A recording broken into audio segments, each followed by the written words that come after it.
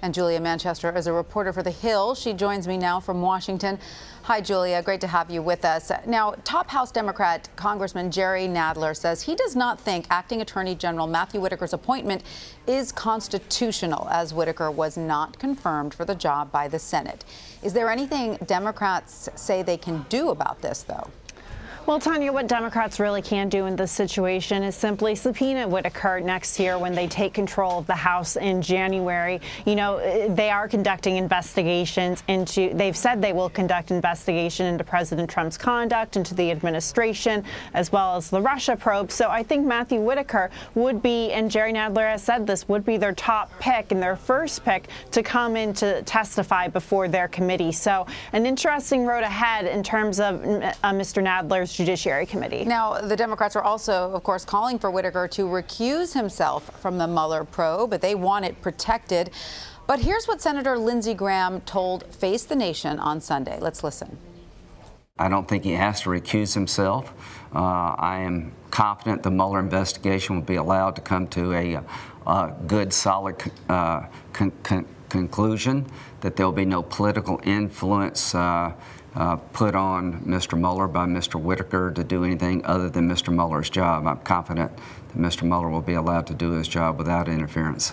So that's Senator Graham, but other Republicans like Senator Susan Collins are calling for Mueller to be protected.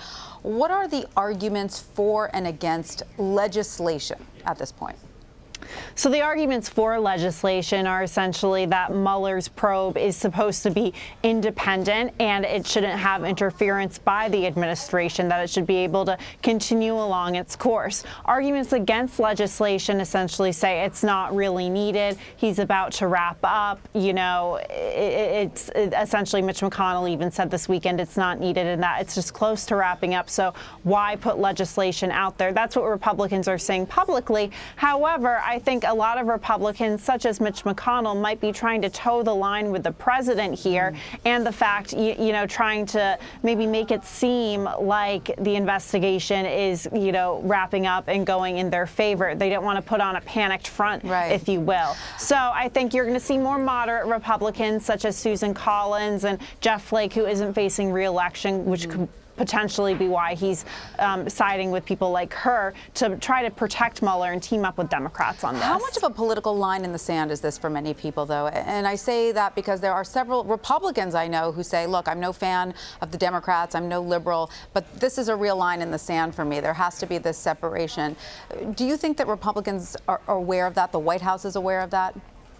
Well, I think that's the question a lot of people watching all of this unfold have. You know, with the appointment of Matthew Whitaker himself has raised a lot of questions because he has called this a political fishing expedition, just like the president has called the probe a witch hunt. He publicly made the rounds on cable news last year to rip into the probe. So that has raised a lot of questions as to why President Trump chose him when he could have easily chosen, and what most people would consider the most probable choice, to be Deputy Attorney General Rod Rosenstein. So I think a lot of people feel like this probe has become politicized because the administration has really stepped in to kind of make their voice heard and how it's going. But then Democrats, on the other hand, have stepped in to really defend the probe. So really pitting those two sides against each other here. All right. Now, meanwhile, House Democrats will be taking their oversight responsibilities seriously come January. Here's what potential House Speaker Nancy Pelosi had to say about that on Face the Nation. Well, we are responsible. We are not scattershot. We are not doing any investigation for a political purpose, but to seek the truth. So I think a word that you could describe about how Democrats will go forward in this regard is we will be very strategic. So how strategic and calculated do Democratic leaders say they need to be with what exactly they choose to investigate?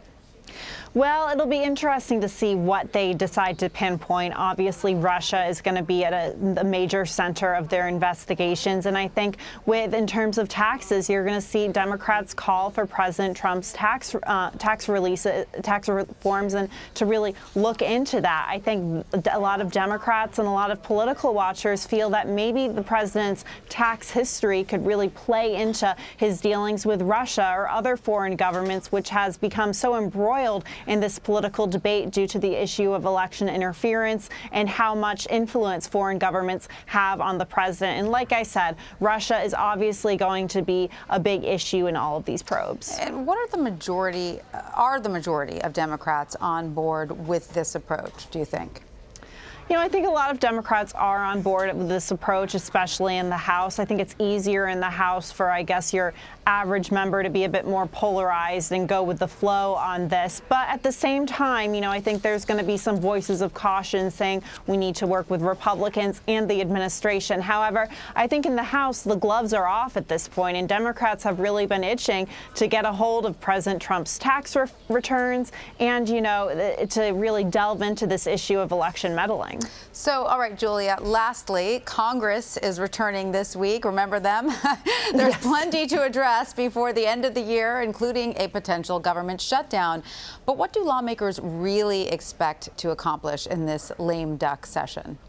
Well, I think everything points to this lame duck session to be very, very dramatic. I think you're going to see a major leadership fight unfold on both sides of the aisle. I mean, Congressman Jim Jordan came on to my network, Hill TV, and essentially announced he was going to challenge Congressman Kevin McCarthy for minority leader once that time comes around. And you're also hearing rumblings of Nancy Pelosi and her facing opposition. And, you know, you're going to, you know, obviously there's the government spending that will play a role in the lame duck session, the farm bill, but I think this will overall be very dramatic in terms of all the leadership fights, and I think that's what a lot of headlines are going to be going into this session. A lame duck session that's more dramatic than usual. Julia Manchester, yes. Thank you so much for your insight.